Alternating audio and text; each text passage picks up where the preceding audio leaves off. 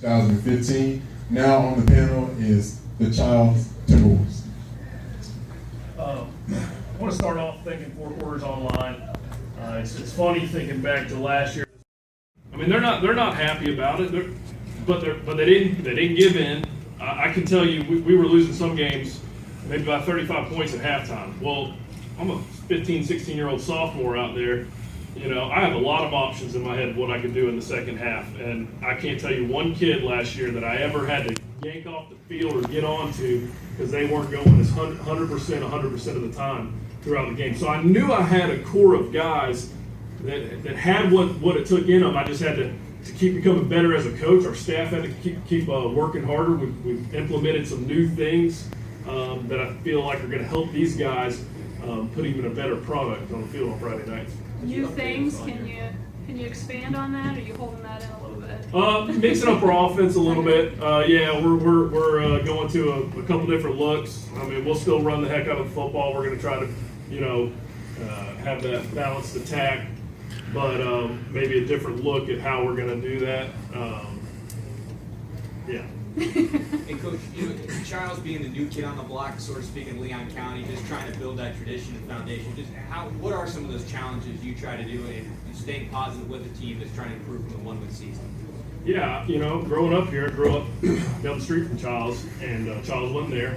Went to Leon, so you're talking about a school with tons of tradition, and I got to Charles, and everything, was new, and it's a culture. All right, it's a culture out there. Kids never, the community, no one expects us to make the playoffs. We never have. Nobody out there is going into the season saying Charles is going to make the playoffs this year. They don't expect it. So I, on my end, have to make that an expectation for these guys. They have to expect it. So what we try to do, and it sort of goes hand in hand with what Ernie was talking about earlier, is we try to do a lot of competitions in all that we do, so that they learn how to win in the weight room, learn how to win in the off-season conditioning, learn how to win at spring practice. There's consequences if the defense stops the offense and whatnot. And if we can get that culture of winning and make it an expectation, I think that'll start the movement of what we want for Child's football program to become. But we've got a long way to go, so we're working on it. Tell us about your quarterback situation. You talked about it in the spring about how you're trying to sort out who the starter is going to be. So tell us. We're locked in. Landon's coming back. He'll be a 2-year starter. His growth from the last game of last season to the spring game was tremendous, and that's credit to his work ethic. His passing arm probably gained 20 yards on his deep ball between then and now. Accuracy went to numerous camps. You never have to worry about Landon staying after practice to get those extra reps. So that's one relief that we have a quarterback with experience coming back that knows the playbook in and out. So when you call something every once in a while, you throw a wrong formation out there with a play, that we got a guy that we hope can correct that on the field for us. So that's a nice feeling as a coach to have that comfort of a second-year starting quarterback. And then tell us just how comfortable you feel. I feel very comfortable in this offense. Obviously, it's my second year going into it. I'm comfortable in this offense, and I think we're going to put on a show. Just for the players, how does it feel for the second time around, second year with the coach? Things have changed and things are really looking up. This, how do you guys feel about it? Saying they're doing different things, trying to compete and just get better? I feel like it's been going good. I feel like Coach Dan knows what he's doing. I feel like we're going to do a great job because we have a good work ethic, and I believe that we're going to do a good job this year. Guys, what was Coach was talking about how he was proud of you guys for sticking with everything.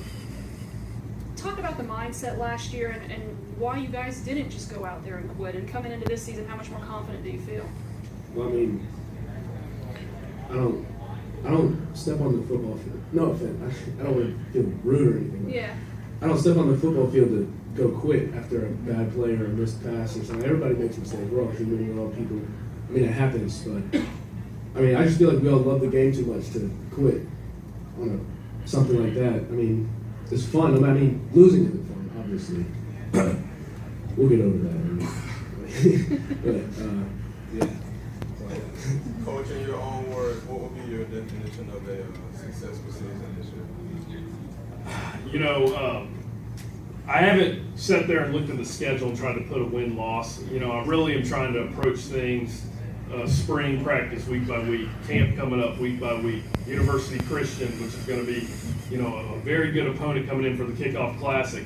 So as far as a goal, win, loss, obviously, you know, as a competitor, my goal is to make the playoffs and go as far as I can every year. I mean, my goal is to have a ring on your finger. I think at any competitive coach, that's going to be the ultimate goal. But bottom line is, I want our guys to compete with these in-town teams that have been superior to them for years in and years out.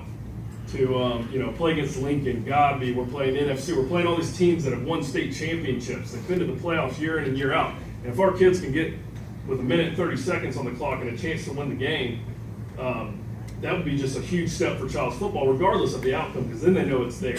You know, then they know it's that close. So the ultimate goal would be to make competitive games with these tough teams we have in the Tallahassee area, and if we can do that, I think it'll be a large stepping stone. And so I guess that'd be my answer to, you know, a general goal for the season.